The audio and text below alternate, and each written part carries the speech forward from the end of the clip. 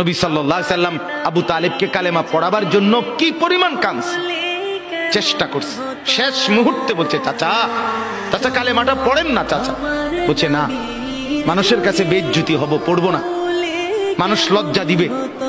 আল্লাহ নবী সাল্লাল্লাহু আলাইহি সাল্লাম বলছে, কানে কানে বলেন, আমি কাউকে শোনাবো না, আমি শুধু হাসরের মাঠে বলবো, মৃত্যু পর্যন্ত চাচা ওয়াদা দিলাম জগৎবাসীকে শোনাবো না আপনি ঈমান আনছিলেন, কানে কানে কোন। আবু তালেব বলছে না, কানে কানেও বলবো। এবার নবী বলে চোখের পানি ফেলতে ফেলতে, চাচা এমনও কইতেন না তো, ঠিক আছে চাচা আমি কালেমাটা পড়ি, আপনি শুধু ঠোঁটটা নাড়েন, আপনি শুধু ঠোঁটটা নাড়বেন, আমি হাসরের দিন বলবো মাওলা আমার চাচা কালেমা পড়ছিল এজন্য ঠোঁট নাড়ছে, এর সুযোগ দেন। চাচা বলছে না, না